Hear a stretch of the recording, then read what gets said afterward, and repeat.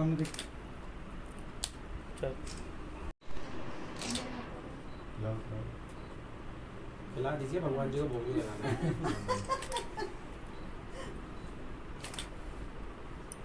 Bouquet दे दो sir. अच्छा, तो इसके लिए कुछ आपने कोचिंग काचिंग ली थी? नहीं, उत्तराखंड के लिए कोई कोचिंग नहीं थी, एक टेस्ट सीरीज ज्वाइन की थी। अच्छा, ऑनलाइन? इसमें मैंने टेस्ट सीरीज ऑनलाइन? हाँ जी। अच्छा, तो इससे पहले भी आपने कोई एग्जाम क्लियर किया है कॉम्पिटिटिव? इससे पहले मैंने अभी 3 महीने पहले यूपीएससी का इंटरव्यू दिया है। अच्छा। फाइनल लिस्ट में मेरा 5 नंबर से रह गया था, तो अच्छा ये पहला ही प्रयास है उत्तराखंड का, और पहले प्रयास में ही ईश्वर की कृपा है। अच्छा।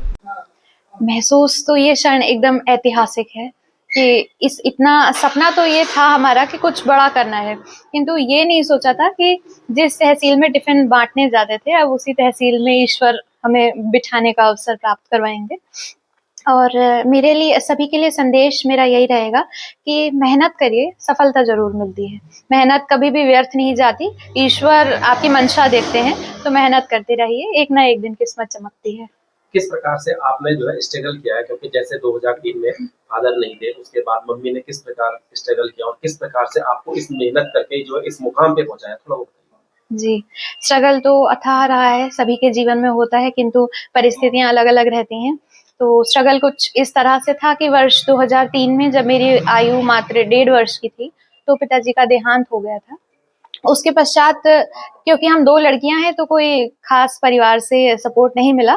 तो उसके बाद हमारी मम्मी ने एकल संघर्ष किया, टिफिन सर्विस शुरू की और ये दृढ़ संकल्प किया कि हमें आगे पहुंचाया जाएगा तथा किसी पर निर्भर नहीं बनाया जाएगा।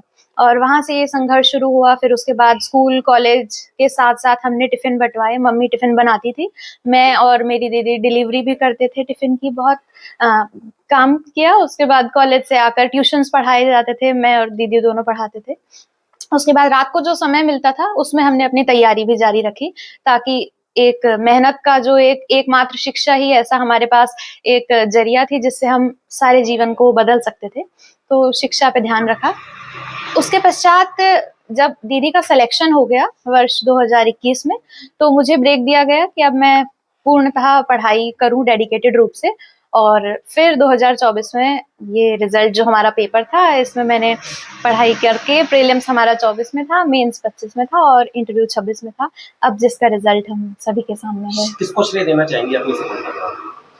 ईश्वर को और मेरे परिवार को, क्योंकि इतनी विषम परिस्थितियों में जहां ना आपके पास किसी का सपोर्ट है, पूरे परिवार में कोई पुरुष व्यक्ति नहीं थे। ऐसा माना जाता है कि पुरुष व्यक्ति ही सपोर्ट करते हैं, तो केवल मेरे परिवार में मैंने 2 महिलाओं को ही देखा है, एक मेरी मम्मी और एक मेरी बहन, जिन्होंने मुझे फर्श से लेकर आज यहाँ तक पहुंचाने का पूरा कार्यभार संभाला है।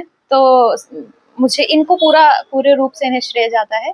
और बाकी श्रेय मेहनत को ज्यादा है कि मेहनत करते रहिए, होगा जरूर।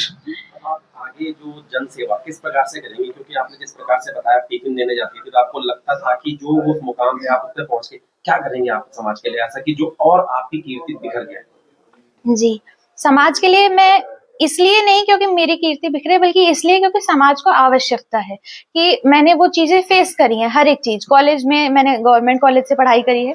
उसके बाद मैंने जो भी अब तक किया है, टिफिन बांटे हो या पढ़ाई करी हो या कराई हो, समाज में पढ़ाई के दौरान भी मुझे बहुत ज्ञान प्राप्त हुआ कि कहाँ पे क्या विसंगतियां हैं और किसके लिए देश के युवाओं को आने की आवश्यकता है। तो मुझे लगता है कि मैं महिलाओं के लिए, निम्न तबके के लिए, मजदूर वर्ग के लिए, बच्चों के लिए और देश को आगे बढ़ाने के लिए, इकोनॉमी के लिए, मुझे लगता है मैं बेताब हूँ अब कि मेरा योगदान किस तरीके से देश में दिया जाए, तो वहां मैं जाऊंगी।